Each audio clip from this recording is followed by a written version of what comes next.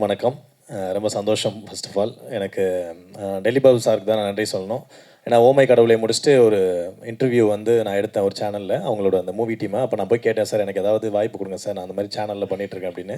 அப்போ சார் பார்த்துட்டு நான் கண்டிப்பாக கூப்பிட்றேன் அப்படின்னு சொன்னாங்க. நான் சரி எல்லோரும் சொல்கிற மாதிரி சொல்லுவாங்கன்னு நினச்சேன். பட் ஒரு 30 நாளில் ஒரு மாதத்துக்குள்ளேயே வந்துட்டு இந்த படத்துக்கான ஒரு கால் வந்து கூப்பிட்டாங்க. ஒரு நல்ல ரோலில் இருக்குது பண்ணுங்க அப்படின்னாங்க. ஸோ அப்புறம் அது கிடச்சது. ரொம்ப சந்தோஷம் ஓவரால் அந்த படத்தில். ஒரு முனிஷ்காந்த் சாரை பற்றி ஏதாவது சில வார்த்தைகள், ஏன்னா அவரோட தான் நிறைய சீன்ஸ் உங்களுக்கு இருக்குது. முனிஷ்காந்த் இருக்கட்டும், அந்த நாசர்னு ஒருத்தர் இருப்பார் எங்க சார், அந்த ஒரு கோஆர்டினேட்டர், ஒரு ஜென்டில்மேன் இருப்பார், இருக்காராம். ஏன்னா ப்ரொமோஷன் ஆரம்பிக்கும் போது சொன்னாங்க, அப்போ தான் ஃபஸ்ட்டு இப்போ சரி நம்ம மிடில் ரிலீஸ் பண்ண போகிறோம், ப்ரொமோஷன் ஆரம்பிக்க போகிற தம்பி நீங்கள் வந்துருங்க, வேறு லெவலில் இருக்குது அப்படின்னு. சரி ஓகேன்னு சொல்லி நான் உள்ளே போனேன். உள்ளே போகும்போது என்னை பார்த்தோன்னே சொன்னார், அடுத்த சிவகார்த்திகேயன் வந்தாச்சு அப்படின்னாரு. இப்போ ஒரு 20 பேர் பேசியிருக்காங்க, யாராவது என் பேரையோ இல்லை அந்த ஆட்டோக்கார ஒரு ஆள் இப்போ தெரியாது நம்ம பேர் சில பேருக்கு, அட்லீஸ்ட் ஒரு ஆட்டோக்கார மாதிரி ஒரு பையன் வந்தேன் இது ஓகே நாள் அப்படி அந்த மாதிரி இருக்குது அவர்.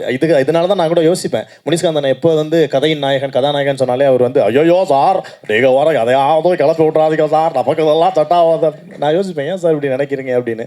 ஒருவேளை உண்மையிலே வந்து அவருக்கு அது ஏற்றுக்கிற மனப்பக்குவம் இல்லையா, இல்லை வந்து காமெடி ட்ராக் நல்லா போயிட்டுருக்கு, இவருக்கு பாட்டுக்கு இப்படி ஓட்ட மாட்டி விட்டு அதுக்கப்புறம் ஒரு படத்துக்காட்டி 1 வருஷம் வெயிட் பண்ண வச்சா நம்ம அந்த அதுதானே சார். அதேதான் இந்த மாதிரி ஒரு ட்ராக்கை செட் பண்ணி விட்டோன்னா அப்புறம் அவருக்கு வந்து ஒரு மல்டி அதை பண்ண முடியாது அப்படின்னு, அதனால இருக்குமோன்னு தெரில. அதனால் அவர் தான் நான் தேடிக்கிட்டு இருக்கேன். முடிச்சு போகும்போது அவர் பேசுகிறேன். பட் டு பி ஹானஸ்ட் எனக்கு வந்து உண்மையிலேயே நாங்கள் இப்போ டெலிவிஷனில் பண்ணுறோம், நிறைய பேர் சொல்லுவாங்க நல்லா காமெடி பண்ணுறீங்க, நல்ல ஒரு ஐடியா, நல்ல காமெடி ஸ்கிரிப்ட் ஒர்க்லாம் நல்லா பண்ணுறீங்க அப்படின்னு. பட் அது பிக் ஸ்க்ரீன்லாம் ஏன் வரதில்லை அப்படின்னு கேட்கும்போது ஆக்சுவலாக உண்மையிலேயே அது வேறையாக இருக்குது, இது வேறையாக இருக்குது. ஏன்னா இது ஒரு ப்ரிப்பேர்டு ஒர்க்காக இருக்குது. அது ஒரு ஸ்கிரிப்டாக எடுத்துகிட்டு அந்த கேரக்டரை நம்ம வந்து ஒரு உள்வாங்கி அதுக்கு மேலே போய் பண்ணும். இப்போ டெலிவிஷன்னா ஸ்பாட்டில் டக்குன்னு நமக்கு ஒரு டைமிங் சென்ஸ் இருந்தால் அது பண்ண முடியும். பட் இது ரொம்ப கஷ்டமான ஒரு வேலை. இதுக்குன்னு ஒரு ப்ரிப்பரேஷன் இருக்குது. அது வந்து நான் கிஷோர் அண்ணாங்கிட்ட போனதுனால ஏதோ தப்பிச்சேன்னா, ஏன்னா ஃபஸ்ட்டு நாளே வந்து ஒரு ஸ்கிரிப்டோடு இருந்து இதான் இது பண்ண போகிறீங்க, இதான் பண்ண போகிறீங்க, எல்லாம் பக்காவாக வந்து இது எங்களை எடுத்துக்கிட்டாரு. அதுக்கப்புறம் எங்கள் கூட ஒர்க் பண்ணவரில் வந்து முனிஷ் அண்ணன் ரொம்ப நல்ல மனுஷன். ஃபஸ்ட்டு அவர் வந்து ஒரு உண்மையிலே ஹீரோ மாதிரியே இல்லை, ரொம்ப ஜாலியாக இருப்பார். டக்குன்னு நான் தம் அடிச்சுட்டு பாதி வச்சு அதை எடுத்து அடிப்பார். ரொம்ப ஒரு கேஷுவலான ஒரு கை. அந்த மாதிரி எங்களுக்குள்ள ஒரு நல்ல ஒரு விஷயம். அப்புறம் மேம் கூட எனக்கு வந்து பெருசாக காம்பினேஷன் இல்லை, பட் அவங்கள எனக்கு தெரியும்.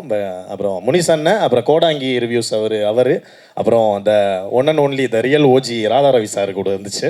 ஏன்னா அவர் தான் எங்கள் எல்லாரையுமே வந்துட்டு செம்ம ஃபன் பண்ணார். எங்களுக்கு ஒரு 11 நாள் ஒரு 12 நாள் அவர் கூட ரொம்ப ஜாலியாக இருந்துச்சு. ஏன்னா யாரையுமே கலாய்ச்சிக்க மாட்டோம், பட் அவர் வந்தாருன்னா செட்டில் எல்லாரையும் கலாய்ப்பார். சுதர்சன் சார்லாம் வச்சு வாங்குவாப்புல வேறு லெவலில். அது அந்த தம்பி வந்து பொண்ணுங்க கொஞ்சம் அழகாக இருந்தால் ஒரு மாதிரி கேமரா ஆங்கிள் செட் பண்ணுவான், நம்மளை கண்டிக்க மாட்டான் அந்த மாதிரி பேசுவார்.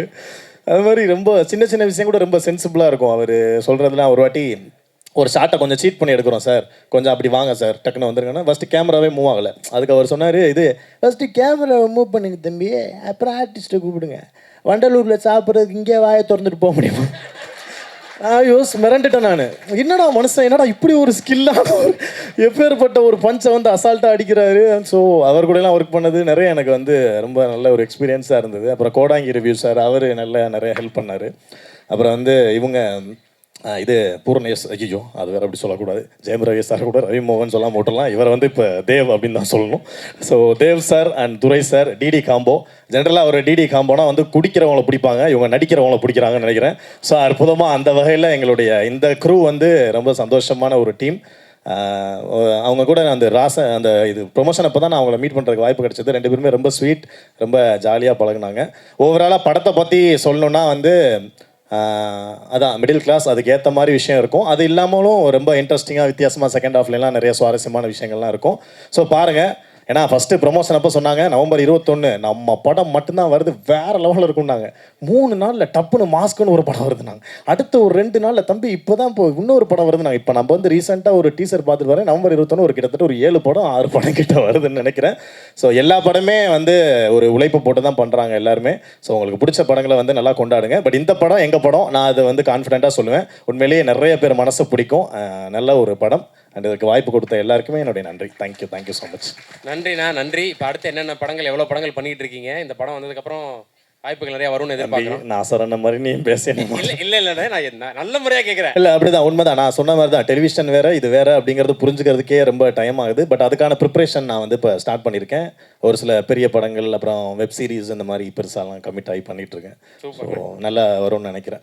கற்றுப்பேன். வாழ்த்துக்கள். தேங்க்யூ. இதில் பார்க்க ரொம்ப சந்தோஷம்ண்ணே. வாழ்த்துக்கள். தேங்க்யூ.